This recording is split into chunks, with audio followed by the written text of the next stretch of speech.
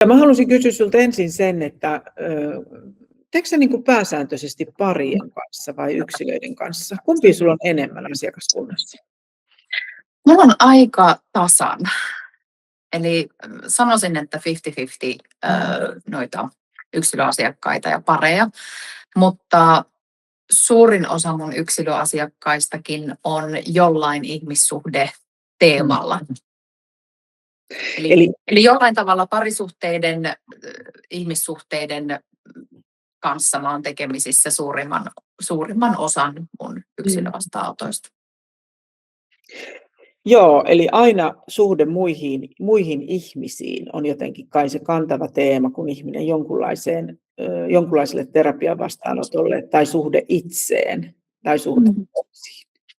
Joo, kyllä, koska ratkaisukeskeinen lyhytterapia, kun mä en diagnosoi ketään, mä en anna diagnoosin mukaista hoitoa, joten ehkä sellaiset psykoterapeutille valuvat asiakkaat niin ei välttämättä tule ratkaisukeskeiseen lyhytterapiaan, vaan yleensä se ihmisen ongelma on jollain tavalla siellä sen arjessa ja sen ihmissuhteissa ja muissa, ja sen kanssa hakeudutaan sitten mulle.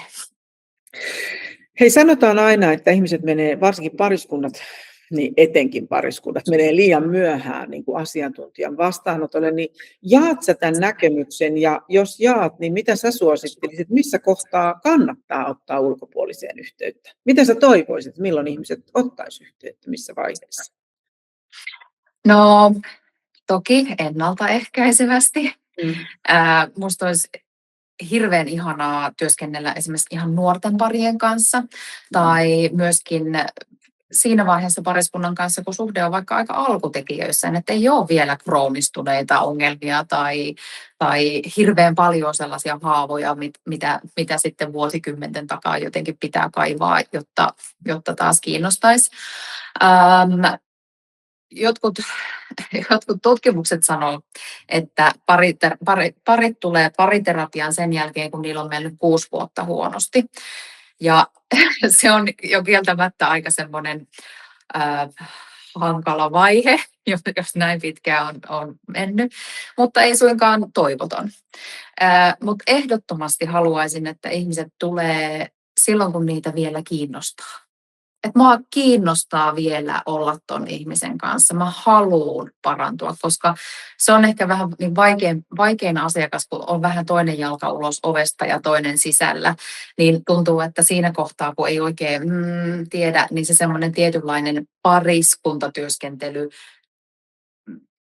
se ei oikein niin kuin lähde välttämättä. Eli siinä vaiheessa, kun ollaan vielä joko sisällä tai sitten halutaankin tulla sen takia, että ehkä tehdään sitä eroa tai mietitään sitä. Mutta jos me halutaan oikeasti tehdä töitä sen parisuhteen eteen, niin toivoisin, että tultaisiin silloin, kun ollaan vielä ihan täysillä siinä parisuhteessa.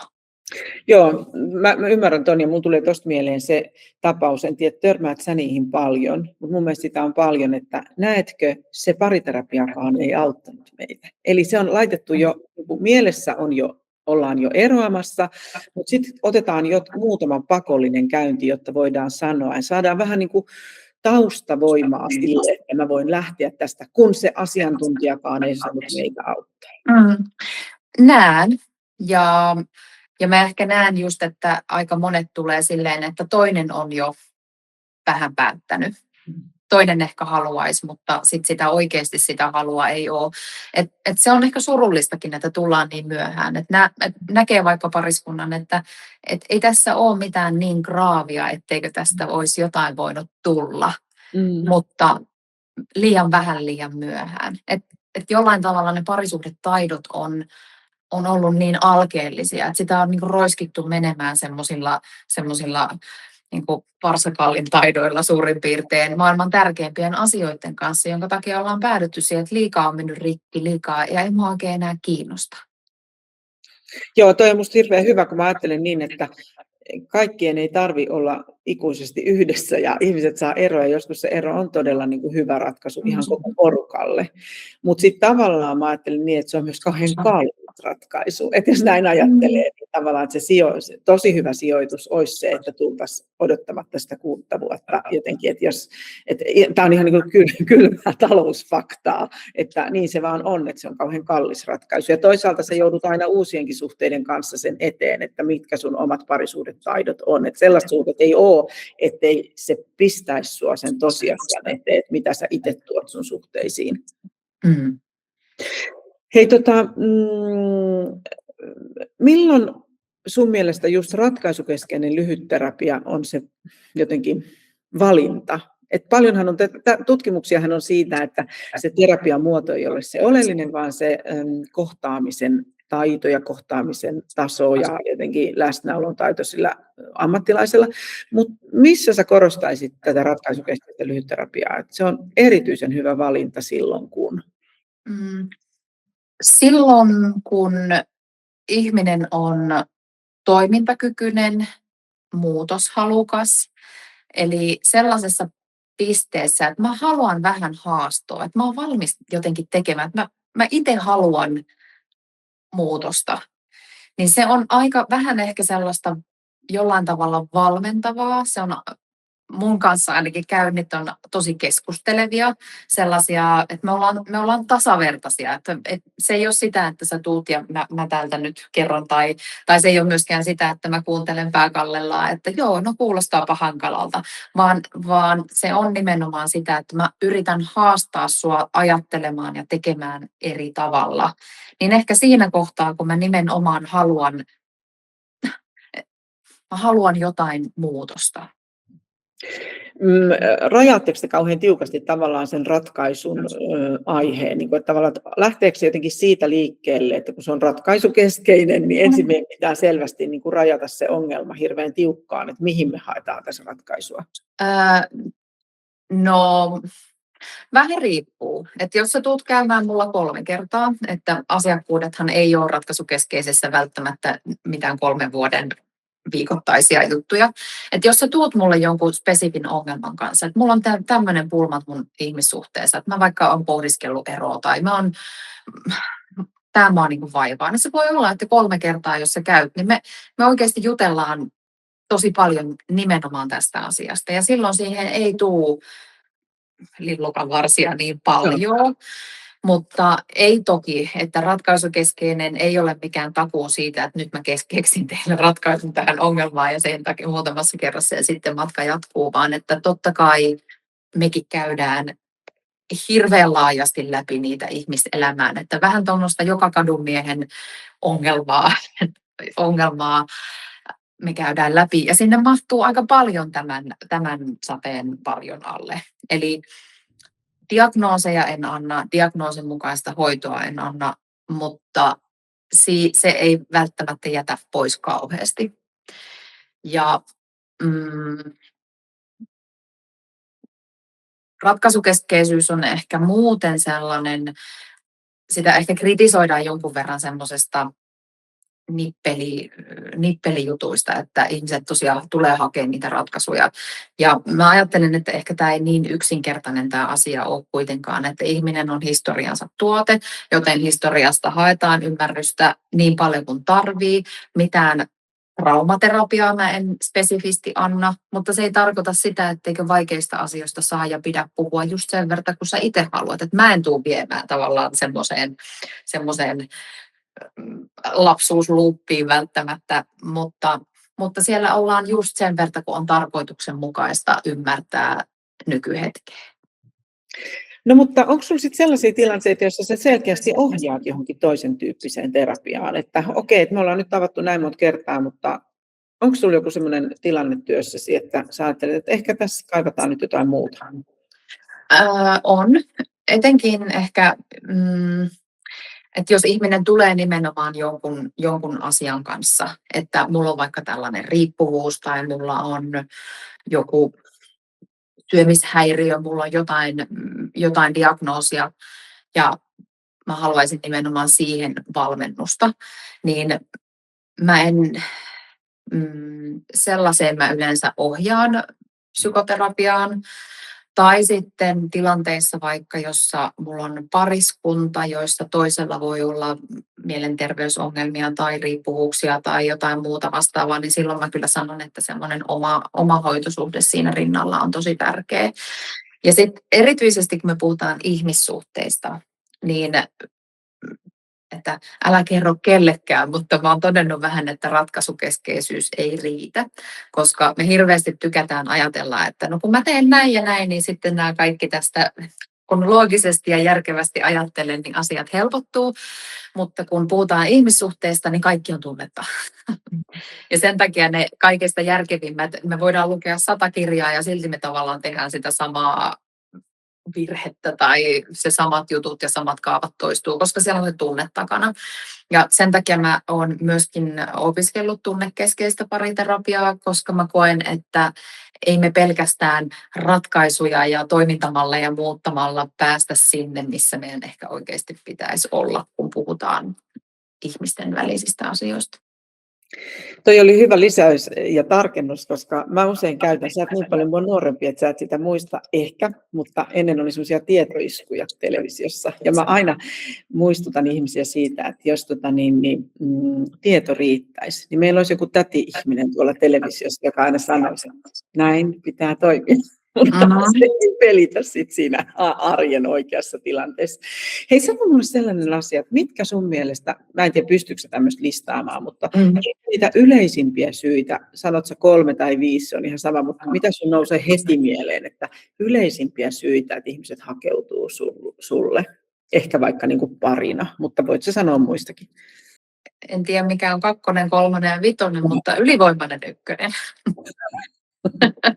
on se, että ihmiset tulee ja sanoo, että me tarvitaan työkaluja, kun me ei osata riidellä. Että me ei osata riidellä, me ei osata puhua. Ja ne on ehkä vähän sama asia jollain lailla. Totta. Joo, niin sen kanssa tullaan ja siihen halutaan apua, että mitä me tehdään. Joko se on sitä, että me ei osata puhua ja asiat hautautuu ja kertyy ja niin edelleen. Ja tämän oikeastaan huomaa siitä, että mä oon yllättävän usein totean, kun mä paria tapaan ja juttelen, että nämä ihmiset elää tosi eri todellisuudessa. Ja me jaetaan koti, me jaetaan osoite, me jaetaan arki ja silti ei tullut mitään hajua siitä, mitä mä ajattelen ja mitä mä tunnen. Ja että jotenkin ihan se, että missä me mennään, niin voi olla tosi eri. Eli me ei puhuta, me ei olla, ja mua vaivaa tämä asia, no onko se kertonut? En. Niin se on ehkä se yksi, että miten otetaan vaikeat asiat puheeksi, että ei uskalleta. Tai sitten se, että jatkuvasti riidellään. Ja ne riidat on liian repiviä, liian rajuja, liian rikkovia. Ja silti ei ehkä riidellä oikeasta asiasta. Tai sitten ei riidellä koskaan. Ei tavallaan erimielisyyksiä nosteta koskaan, jolloin mä aina ajattelen, että ihmiset ei edes tunne sitä, kenen kanssa. Että niillä voi olla 100 000 asuntolainat, mutta ne ei oikeasti tiedä, kenen kanssa ne on yhdessä. Niin. Tai että sitten se aina, kun me jostain yritetään puhua, niin se onkin niin kuin ja sitten ollaankin vaan syvemmässä suossa. Ja sitten se menee kiinni, että mä en enää yritä. Joo, ja sitten ollaan jo, jos vaikka vastaus aikaisempaan kysymykseen, sitten ollaan jo vähän liian myöhässä, että jos en mä enää edes jaksa riidellä. Tämä on minusta hyvä viesti niille, jotka ajattelee lastensa parasta ja ajattelee, että me ei kyllä koskaan lasten aikana riidellä. Ja se on minusta kauhean surullinen ajatus, koska minusta koti on myös oppipaikka sille, että miten ihmiset on eri mieltä keskenään. Että vanhemmat osaisivat olla niin kuin terveellä tavalla ihan reippaasti eri mieltä. Olisi tosi tervettä lasten kuulla, että ne ei vaikenisi omissa tulevissa parisuhteissaan siksi, koska riitely ja erimielistä oleminen on jotenkin, jotkut on ihan allergisia tälle riitelysanalle, mutta mä ymmärrän sen sun kanssa samalla lailla, että sanotaan napakastikin omat mielipiteet ja ollaan niin kuin rohkeasti eri mieltä, mutta ketään ei pelota. Mutta se olisi tosi hyvä tajuta, että tästä sun puheenvuorosta melkein tulee mieleen, että pitää pitää järjestää ihan sellaisia riitelykursseja, että pelkkä niin kuin konfliktitaidot parisuhteessa on ihan ykkösteema näköjään, niin kuin mitä sä vastaat. Joo, se itse riitatilanne ja sitten vielä se jälkihoito. Joo. Ja se on se semmoinen, että tosi monella ei ole mitään hajua, miten me korjataan sen riidan jälkeen. Ja se juttuhan on siinä, että sähän saat riidellä vaikka 1000 kertaa, jos se korjataan, jos siitä syntyy jotain uutta ymmärrystä, tuntemista, asiat selviää, sen jälkeen ollaan vähän lähempänä toisiamme. Just näin. Niin. Ei sillä ole mitään väliä, kuinka paljon te riitelette niin sanotusti, jos se on turvallista. Mutta se voi olla, että teillä oli yksi riita, mutta sitä ei sovittu ja se jäi jotenkin elämään sinne teidän välille. Ja sitten kun mä lähden kysyä, tässä kohtaa täytyy niin kuin käydä vähän historiaa, että minkälaisia kokemuksia teillä on vaikka siitä riidosta. Niin hirveän usein se on se kokemus sitä, että joo, että me riideltiin, mutta sen jälkeen jotenkin olikin tuntosarvet pystyssä ja piti niin kuin vähän haistella, että onko nyt turvallista mennä jääkaapille. Että sitä ei millään tavalla käyty kuittaamassa sitä riitaa, että hei kulta, kaikki on hyvin. Että Eli ei sovittu. Sitä ei sovita eikä pyydetä anteeksi, jos on mennyt vähän överiksi tai jotain. Sitäkö se tarkoittaa, että ei tule niin kuin sitä sovinnon tuntua? Joo. Joo. Vaan että se vaan luetaan siitä tilanteesta, että no nyt se on ohi ehkä kaikkö. Mutta toi on hyvä.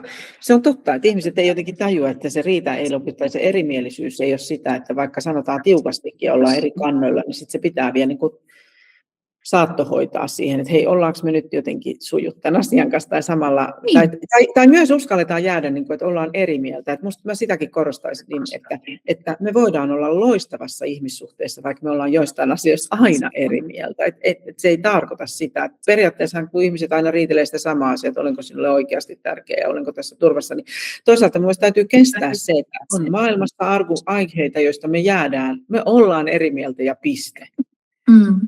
Ja tämä on ylipäätään mun mielestä ehkä semmoinen ihmisen ongelma on se, että me ei kestetä epävarmuutta, me ei kestetä tilanteita, jossa meillä ei ole ihan selkeyttä, mikä on tavallaan ihan aivojen semmoinen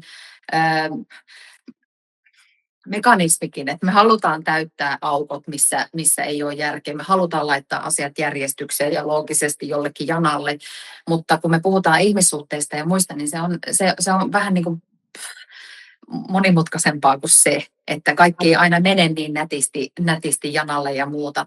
Ja koska me koetaan hirveätä niin kuin ahdistusta tai inhottavaa oloa ja hankaluutta siinä, että kun mä en ihan tajua, miten tämä on, niin se on yksi semmoinen myöskin kypsymisen ja kasvamisen tavoite on, että mä pystyn niin kuin kestämään tätä epämukavuutta ja mun ei tarvitse tehdä sille mitään. Että on ok, että me ollaan eri mieltä. Tätä ei tarvitse saada tätä konsensusta tähän meidän juttuun. Ja me silti tykätään. Eli tavallaan, että me voidaan olla siitä huolimatta okei.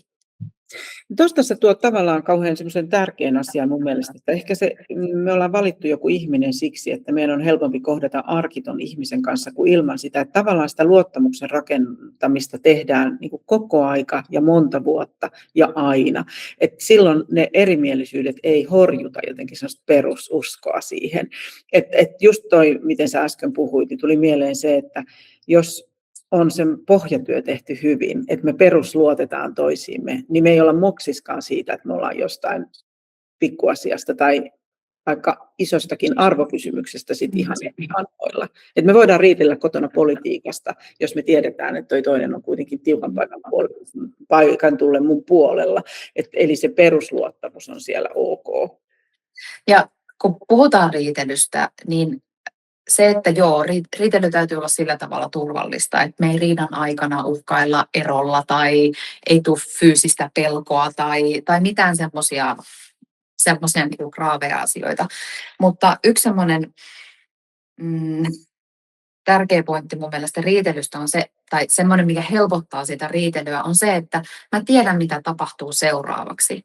Ja usein meillä on semmoinen olo, että kun me riidellään, niin meidän pitää niin kuin yhtä aikaa saada tämä meidän niin kuin asia tuotua julki, jolloin kumpikaan ei saa mitä tarvitsee tai mitä kaipaa tai mitä haluaa. Että ymmärtää se, että tämä riita ei tapahdu samanaikaisesti, vaan tämä on tällainen jana. Ja nyt jos meillä on molemmilla tunteet pinnassa, niin se mun vuoro tulee sit kohta. Eli mä voin luottaa siihen, että vaikka mä just nyt tällä hetkellä mä voin laittaa tämän oman tunteeni hetkeksi syrjään, koska mä tiedän, että se mun hetki tulee sitten sanoa tämä mun pointti kohta. Eli jollain tavalla se semmoinen ennakoitavuus, että mitä tässä tapahtuu, kun me riidellään. Että jos en mä nyt just saa tätä sanottua ja sua ymmärtää, niin se ei haittaa. Mä luotan suhun, että sä kuuntelet mua niin kuin jossain vaiheessa. Tosi hyvä.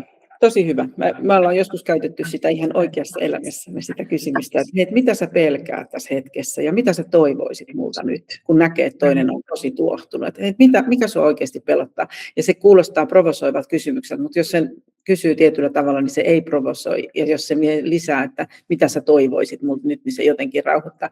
Hei, kun sä teet näitä, no tämä oli muuten pääsy 1, mutta onko sulla muita, joita sä haluaisit sanoa, miksi ihmiset tulee sulla, paitsi tämä ylivoimainen 1, joka on tämä, miten konfliktitilanteet hoidetaan? No sitten toinen, mikä mulla näkyy, on ehkä se, että on vähän semmoinen blaa. Että ei tässä nyt ole mitään niinku sinänsä kriisiä, perhe Oy AB sujuu ihan okei. Meillä on tällainen koreografia, missä kun mä otan 1 askeleen tänne, sä otat 1 taakse ja tämä meidän arki soljuu. Ja ei me oikein niin kuin tässä niin riidellä, mutta ei meillä ole yhteyttäkään. Että yhteyden puute on varmaan semmoinen toinen. Ja tähän sanon kyllä, että riitelyhetkethän on yhteyttä, että ihmiset on silloin totta. Ne ei tee sitä, vaan se tulee pintaan, se tunne. Ja silloin on niin kuin yhteys, kun se pinta. Toki sen voi myös katkaista sen riidan aikana, että ei ymmärrä toisia ollenkaan, mutta tavallaan, että mä en niin kuin siksi hätkähtäisi vielä palataan sekunniksi tuohon riitelyyn, että silloin on niin kuin, ollaan totta toisillemme. Mutta ehkä toi just yhteyden puute, niin se voi olla just jotain sellaista, että se on ehkä kauhean pinnallinen se yhteys. Joo, ja sen kanssa tullaan myöskin. Ja se onkin vähän semmoinen, niin kuin tietyllä lailla vähän semmoinen hankala juttu, koska tämä ei yleensä tapahdu näin, vaan se on tapahtunut vuosien saatossa. Että miksi että mä tiedän, että mä en ota tätä puheeksi, koska siinä on miina, mihin mä en halua astua. Ja sitten me vähän niin kuin unohdetaan jo, mitä me pelättiin. Mä selitän tätä vähän joskus näin, että mä asun tässä ja bussipysäkki on tässä. Ja tässä välissä on koira. Ja tämä koira, mua on joskus purassut koira. Ja sen takia, kun mä pelkään tätä koiraa, niin mä aina lähden ja mä kierrän täältä korttelin sinne bussipysäkille. Ja tarpeeksi pitkään, kun mä tätä teen, niin mä en enää edes tee valintaa, että menenkö mä tästä suoraan vai kierränkö mä, koska se tulee jo niin automaattisesti. Vaikka mulla olisi pissahätä, vaikka mulla olisi kiire, vaikka mulla olisi kauppakassit, niin mäkin mä kierrän tätä korttelia. Ja silloin on hirveän tärkeää, että mä tajuun edes sen, että aivan, että mähän kierrän tätä korttelia. Mulla olisi tässä niin kuin vaihtoehto tehdä tämä, joka niin kuin palvelisi mua, ja tämä on oikeasti se, mitä mä haluan. Mutta ennen kuin me tullaan ongelmiin tämän kiertoreitin kanssa tarpeeksi, niin eihän meitä kiinnosta myöskään muuttua. Eli siinäkin mielessä riitely on mun mielestä tosi kivaa, että se paljastaa myöskin sen muutostarpeen. Ja sehän on myöskin muutostoive toiselta, että se haluaa olla mun kanssa, koska sitä kiinnostaa niin kuin riidellä ja muuttaa asioita, että tässä olisi niin kuin kivempi olla. Niin sitten kun me päätetään mennä tästä tänne bussipysäkille tämän koiran ohi, niin on hyvä tilanne, että mä oon kertonut sille koiralle, että mä muuten aion kävellä tästä, älä please purase, koska se koira voi olla vielä niin tavallaan kiinni siinä omassa jutussa, että se ei edes tajua, että tässä yritetään tehdä jotain toista. Ja me tarvitaan sellainen kokemuksellinen muutos myös siitä, että kun mä teen jotain vaikeaa, mä oon menossa tästä näin, niin se koira ei purase. Se ei sitten tule ja purase mua sillä hetkellä. Joten mä tarvitsen tarviin tosi monta kertaa tämän kokemuksellisen muutoksen, että mä teen jotain vaikeaa, mä yritän tehdä jotain uutta ja se ei purassut se koira mua. Joten se kannattaa, siinä on joku niin kuin motiivi. Eli jos sä haluat, että se toinen muuttuu, se tulee sieltä kiertoreitiltään, se tulee sun kanssa, niin sitten siihen pitää oikeasti tajuta vastata myös oikein, koska ei se, kyllä se taas niin lähtee, että ihan turhaan mä yritin mennä koirapurasin, niin kyllä mä nyt kierrän täältä nyt seuraavakin 10 vuotta. Eli toisin tekemisen taito on se syy, miksi ihmiset tulee ammattilaiselle. Tämä on hirveän hyvä, koska näin aina ajattelinkin, että jotain muutostoivetta siinä tosiaan on ja tietenkin on itsestäänselvyys, mutta toi oli minusta hirveän hyvä esimerkki siitä, että meidän täytyy moneen kertaan ja ennen kuin siihen tulee ja taas päästään siihen luottamukseen, että ennen kuin mä luotan, että mä voin myös mennä tuosta, että toi ei todella purase mua, niin se tarvitaan monta kertaa, että se ei ole niin kuin yhdellä nopealla pikaa. Mutta periaatteessa se, että me aina opitaan, että kaikki ei ole terapoitavaa tavaraa, vaan kauhean moni asia on semmoinen vaan opillinen, että sen voi oppia. Hei, nyt mä kysyn, kun sä teet niitä rakastavan valinta parisuhdejuttuja sekä sinkuille että yksilöille, jossa nimenomaan mietitään, että mitä mä voisin oppia omista parisuhdetaidoista, niin kerro mulle, mitä on parhaita hetkiä ollut sulle näissä rakastavan valinta ryhmissä? Niin kuin sulle ammattilaisena, mitä sä oot nähnyt, mikä on ollut kivointa? Aika vaikea sanoa yhtä, koska siis ne kurssien vetämiset on ehkä mun, vaikea sanoa ykkös-, kakkos-, kolmoslemppari, mutta mä nautin niistä tosi paljon itsekin, koska ihmiset saa hirveästi uutta ajateltavaa ja oivallusta. Mutta se, mistä mä tykkään, on se, että siellä ei niinkään identifioida sellaista, että meillä on tämä ongelma ja sä oot tollanen, vaan niin kuin tajutaan itsestä, että hei, vitsi, mä tajusin muuten, että mä teen näin. Ja mä voin muuttaa tätä. Eli kun sä ymmärrät, että se on sussa itsessä se, että jos sä valitat tosiaan koko ajan siitä, että toi ei puhu mulle. Sä et puhu, me ei ikinä puhuta mistään. Niin se, että sä tajusin, että mulla on ihan hirveän vaikea kuunnella. Että kun tehdään vaikka joku tehtävä, niin sitten semmoinen, että mulla koko ajan piti niin oikein miettiä, että en mä sano. Ja mä, niin. Että oivalletaan itsestä semmoisia, tai että hirveän monet just oivaltaa siitä omasta taustastaan, siitä oman perheensä tavoista olla sillä, että vitsi, mä oon ihan samanlainen niin kuin meidän isä oli tässä tai jotain muuta vastaavaa. Ja ehkä tästä voisi päästä pois, että mä oon huomaamatta toistanut jotain, koska tämä on tuntunut mulle oikealta tai tavalliselta tai normaalilta. Ja sitten kun siinä on niin kuin ryhmä, niin myöskin se, että niistä toisten jutuista oppii niin paljon. Niin se on semmoinen, ja ihmiset saa kauhean paljon siitä just, että me tehdään, että on ne muut ja on se niin kuin vertaistuki siinä ja jotenkin ne vertaistarinat ja muut, niin hirveän vaikea sanoa mitä, mutta ehkä semmoinen toiveikkuus siitä, että kun mä ymmärrän itteeni, niin mä voin muuttaa myös näitä asioita. Just näin. Ja jotenkin miten valaa uskoa ihmisiin siihen, että nämä on niin kuin opittavissa olevia asioita ja siksi muutettavissa olevia. Toi oli minusta hyvä, kun sä sanoit tuosta kuuntelemisesta sen takia, koska me usein puhutaan alhati siitä kommunikaatiosta ja edelleen unohdetaan kokonaan se kehollinen kommunikaatio jatkuvasti, myös ammattilaisten taholta mun mielestä, mutta sitä aina itse alleviivaan ihan hirveästi. Mutta sitten kun sä sanoit tuosta kuuntelemista, niin ei tulla ajatelleeksi, että aivan yhtä tärkeää ja yhtä vaikeaa kuin puhuminen on myös kuuleminen, että kuulee eikä tulkitse toista. Että toi oli hyvä, että sä muistutit tuosta kuuntelemisesta. Mitkä sun mielestä, onko jotain sellaista hankalaa tai yllätyksellistä, jota sä vielä liittäisit näihin rakastavan valintajuttuihin? Mitkä on ihmisille hankalia tai mitkä on niille yllätyksiä? Ehkä se yllätys on, että yleensä kun ryhmään saattaa tulla vaikka, meillä täällä mahtuu 12 henkeä maksimissaan ryhmään, niin yleensä ihmiset tulee niin hirveän jännittyneenä, niitä jotenkin niin montaa pelottaa, että en mä tiedä, mitä mä tänne johonkin ryhmään tuun näitä meidän likapyykkejä pesemään, niin se, että kuinka nopeasti se sulaa se jännitys, kuinka nopeasti se yhtäkkiä onkin niin kuin maailman luonnollisinta ja normaaleinta, että mä näiden ventovieraiden kanssa juttelen näistä asioista ja kuinka hyvältä se tuntuu. Niin ehkä se mua yllättää joka kerta, että miten hyvin se toimii, se jotenkin se flow ja se konsepti ja miten paljon ihmiset sit oikeasti saa siitä ryhmästä, vaikka se alun perin heitä just nimenomaan pelotti. Ja musta on kauhean kiva muistuttaa ihmisiä, että ei tarvitse olla mitään suurta kriisiä, vaan se voi olla ihan niin kuin suhteen alussa, että mulla on itsellä tullut sellaisia ihmisiä, jotka on ikään kuin kakkoskierroslaisia, ja ne tulee sinne just sen takia, koska ne sanoo, että nyt meillä on yksi ero takana molemmilla, että nyt me ei haluta enää, että me tullaan tänne siksi. Musta se on hirveän iso ryhmä ollut mun omissa näissä, mutta sitten kun sä oot pitänyt niitä sinkkujen ryhmiä, niin mitä sä siitä sanot? Mikä sulle siellä oli semmoista herkkua tai kiinnostavaa tai mitkä ne oivallukset tai isot asiat oli siellä? No siinä sinkkuryhmässä musta oli makeata tajuta se, että monet tajus sen, että ei hitsi, mä oon jo tehnyt just näin niin kuin koko ajan. Tai just tämän takia mulla on niin kuin tämä ja tämä ja tämä suhde mennyt.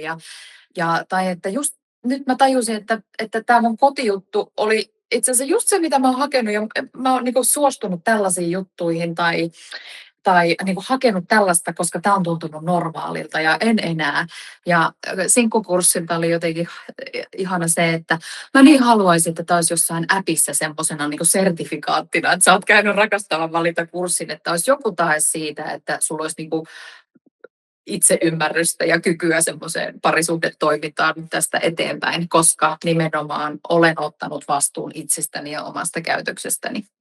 Tajuan, mitä minä tuon tähän kuvioon, tajuan, miten mun teot vaikuttaa. Ja ihan yhtä lailla, kun mulla on pariskunta sohvalla, niin siinä vaiheessa, kun mä kuulen sieltä, no on kyllä mussakin vähän vikaa, niin mä sanon, että jes, no niin, nyt lähdetään. Nyt tämä niin lähti rullaamaan, että kun se ei ole enää sitä, että fiksaa toi, vaan se, että no itse asiassa on mussakin kyllä varmaan tässä kohtaa vähän vikaa, että mä tajun, että ja tämä on niinku sieltä rakastavan valintakurssilta nimenomaan se, että kun pariskunta ei tee näitä tehtäviä yhdessä, vaan pienryhmiin jakannutaan sillä tavalla, että sun oma pari ei ole siellä, niin kun mä itse tajuan itsestäni näitä asioita, niin se on tosi hedelmällistä sen parin lähteä sieltä pois, kun ne ei lähde sieltä syytellen toisiaan tai jotenkin niin kuin siinä pariskuntajutussa kiinni, vaan ne lähtee ajatuksella, hei, mä tajusin muuten tällaisen asian mun toiminnasta. Niin se on tosi paljon helpompi ottaa vastaan ja siitä lähtee eteenpäin kuin siitä, että sä. Mä usein sanon ihmisille kanssa sitä, että te voitte palata vaikka vuosia vanhoihin tilanteisiin, jos teillä jonain päivänä syttyy lamppu. Että nyt mä tajuan, miksi mä silloin sanoin niin, tai mitä mä silloin niin kuin raivosin, tai miksi mä silloin lähdin pois siitä tilanteesta. Nyt mä vasta tajun se. Että ei ole ikinä ikään kuin liian myöhäistä. En sano palata vanhoihin riitoihin, vaan oivaltaa omaa käytöstään ja niin kuin jotenkin tuoda se näkyväksi toiselle. Mutta sitten toisaalta yksi, mitä mä sanon kanssa kauhean paljon, että joka hetki, kun te puhutte toisesta, te ne hukkaatte rahoja. Se on ihan niin kuin rahan tuhlausta. Että te ette pääse mihinkään. Se on hirveän vaikea ihmistä joskus ottaa vastaan. Että hehän tulee meille, koska he saa sanoa, kuinka nuija se toinen on. Ja kun se vaan oppisi sitä tai tätä, niin tämä olisi kunnossa. Niin mä oon niin kuin tosi masentava kuulija siksi, että mä sanon, että niin kauan kun tämä pyörii tällä linjalla tämä keskustelu, niin tästä ei niin kuin tule mitään. Hei, sanoppa mulle, kun nuo tilanteet on aika kinkkisiä kuitenkin, mihin törmäät asiakkaiden kanssa, niin sano mulle, missä kaikessa sä oot erityisen hyvä. Että mitkä on sellaisia asioita, että no kyllä mä tajuan, että mä erityisen hyvin osaan tai uskallan, tai mikä on sun juttu? Tai mitkä kaikki on sun juttuja?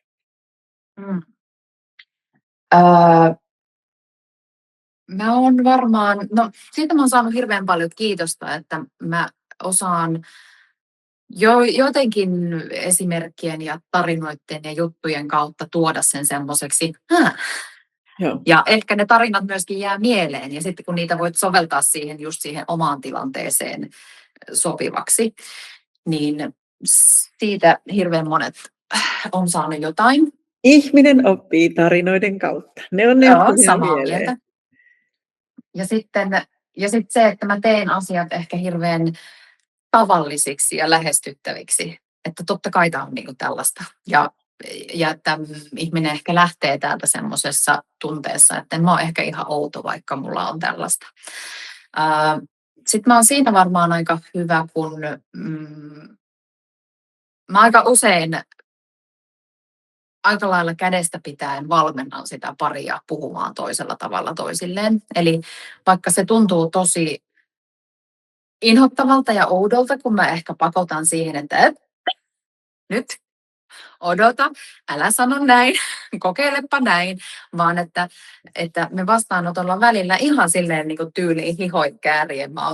Mä ohjaan tietynlaisia keskusteluita menemään toisella tavalla, koska ne kotona menee aina näin.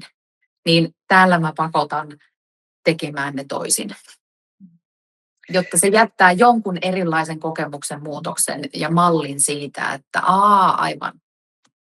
Toi mallintaminen on just hirveän hyvä, mutta ennen kaikkea mä rakastan tuossa sun kommentissa jotenkin sitä, että sä vältät hirveän hyvin jargoneita, koska se on musta kaikkein pahinta, että ollaan ammattilaisilla ja sitten puhutaan semmoisen ylätermein, kuten kommunikaatio välillä me ei toimi tai meillä ei ole yhteyttä ilman, että pilkotaan, että mitä sä tarkoitat sillä asialla. Sille mä oon itse kauhean allerginen, että voidaan käydä tosiaan vuosikausia terapiassa, mutta puhutaan yläkäsittein. Ja siinä musta tämän päivän ihmiset on hirveän hyviä, ne tuntee kauhean paljon teorioita ja käsitteitä, mutta sitten meidän tehtävä on jotenkin tunkea ne sen asian eteen. Ihan niin kuin sä sanot, vähän niin kuin kädestä pitää näyttää malli, että sähän voit, että mitäs jos sä vastaatkin näin, että mitä siitä seuraa ja niin edelleen. Että jargonia on vältetty niin kuin tässäkin keskustelussa. Että oli hirveän hyvä mun mielestä. Hei, mitä sellaista mä en ole kysynyt, joka liittyy sun työhön, joka on susta tärkeää? Niin kuin, ja kiinnostavaa, että sä haluaisit sanoa, että mitä mä en ole älynnyt kysyä sulta.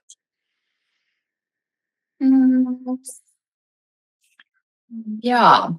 Mistä sä haluaisit puhua, jos sä saisit semmoisen tietoiskun nyt televisioon? Että... Ihan äkkipurasulta tulee mieleen se, että mä haluaisin puhua siitä, että miten tavallista tämä on. Miten tavallista on tulla tästä ovesta sisään, ottaa täällä kuppiteitä ja jutella ihan tavallisista asioista.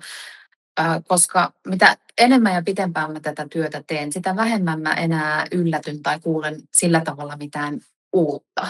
Että totta kai kaikkien tarina on ainutlaatuinen, mutta kun ne on niin universaaleja nämä jutut, minkä kanssa kaikki painii, niin sitä mä haluaisin tuoda, sitä tavallisuutta. Että ei sulla tarvitse olla mitään ihmeellistä tai outoa tai kauheata kriisiä tai isoja ongelmia, vaan nämä on tavallisia asioita ja meillä on tosi alkeelliset taidot kauhean monessa jutussa. Että mä käytän vaikka, no jos ajatellaan näin, että suurin osa mun asiakkaista on ehkä ihmissuhdelähtöisesti täällä. Ja sitten mä kysyn, tai kuvaan tätä usein näin, että jos mulla olisi luentosalillinen ihmisiä, ja mä pyytäisin, että nostakaa kaikki käsi ylös, kuka haluaisi samanlaisen parisuhteen kuin omilla vanhemmilla oli. Mä saisin muutaman käden, jos sitäkään. No sitten mä olisin, että nostakaa te kaikki kädet, jotka olette muuten nähnyt sellaisia parisuhteita, vanhempien ihmisten parisuhteita, kuin sulla itsellä on, mistä sä oot saanut jotenkin hyvää oppia. Just niin kuin, nämä meidän klassikot, että avoimuudesta ja riitelystä ja rakkaudesta ja muuta, että mitä sä oot sieltä saanut? Laittakaa kädet pystyyn. Ja sitten kolmantena mä kysyisin, että voit kaikki sellaiset ihmiset, jotka itse elävät yli 3 vuotta kestäneessä parisuhteessa, jossa niin kuin ajattelet, että tämä on niin kuin tosi hyvä. Mä en silti saisi varmaan puolia luentosalillista käsiä pystyyn. Ja sitten kun mä mietin mediaa, niin myöskin mediassa leffa loppuu siihen, kun tyttö tapaa pojan, ja sitten se seuraava leffa alkaa siinä, kun... Tai tytön tai poika. Tai tyttö tapaa tytön, niin kyllä, mutta jos nyt mennään täysin mainstream leffa-juttuun, totta. niin sitten... Ja sitten se seuraava alkaa jotenkin semmoisesta perhekaauksesta tai jotenkin sellaisesta vähän avioliiton irvikuvasta, jossa... meillä ei ole semmoista edes mediassa sellaista representaatiota siitä, että mitä on terve suhde, miten asioita ratkotaan kypsästi ja miten keskustellaan. Eli meillä on aika vähän näitä nallekarkkeja, millä me lähdetään leikkimään niin meidän elämämme tärkeimmillä asioilla. Niin sitä mä haluaisin jotenkin normalisoida, että meidän tarpeet on täällä ja meidän taidot on tässä, että ei me niin kuin pahuuttamme olla jotenkin huonoja tuolla meidän ihmissuhteessa, vaan että ne on tosi tavallisia asioita, niiden kanssa kaikki painii ja kaikki voi niitä oppia. Kaikki voi ruveta tekemään jotain toisella tavalla, kun ne kerrankin kuulee ja foksaa, että aivan, että noinkin voi tehdä. Ja sitten se, että tavallaan että ei tule valmista. Että sekin on semmoinen, että nuoremmat ihmiset usein ajattelee, että mitä ne on tuossa iässä ja ne vieläkin painin, että Samojen kanssa niin voidaan paljastaa nyt heti sellainen, että ei me valmiiksi tuolla, että ei tule sitä päivää, että me osataan kaikki nämä taidot ja sitten, tai että nuo ammattilaiset varmaan ei koskaan tee tämmöistä. No kyllä tekee koko aika. Että se on vaan, että ulkopuolelta sä näet niin kuin selkeämmin ja tiedät tavallaan mihin pyrit. Ja onhan sekin jo iso asia, että ihminen tietää mihin pyrkiä. Että sillä on joku käsitys siitä vaikka, että kannattaa ilmaista asia näin. Että onhan sekin niin kuin hirveän iso juttu. Mutta toi oli ihana, että sä sanoit tuosta, että on tavallista, että ei tarvitse osata mitään. Ja huomaan, että asiakkaat on kauhean helpottuneita, kun mä sanon aina, että mä esitän sitten ainakin ekalla kerralla kysymykset, että mä haluan tiettyihin asioihin vastauksia. Niin se on varmaan yli puolet, jotka sanoo, että no hyvä, koska mä en tiennyt, mitä mun pitää sanoa. Mutta eihän se kestä kuin hetken, kun se lähtee se rulla pyörimään ja sitten itse kukin. Mutta että se ei ole edellytys ja oletus, koska jonkun epäselvän vyyhdin takiahan meille tullaan, että lähdetään täällä sitä vyyhtiä jotenkin avaa, että mistä se sotku muodostuu. Haluatko sanoa jonkun loppujutun vielä, ennen kuin lopetetaan tallennus? Loppujutun. Ei ole siis joku semmoinen, että ei vitsi, toi ei kysynyt tätä toi Marianne.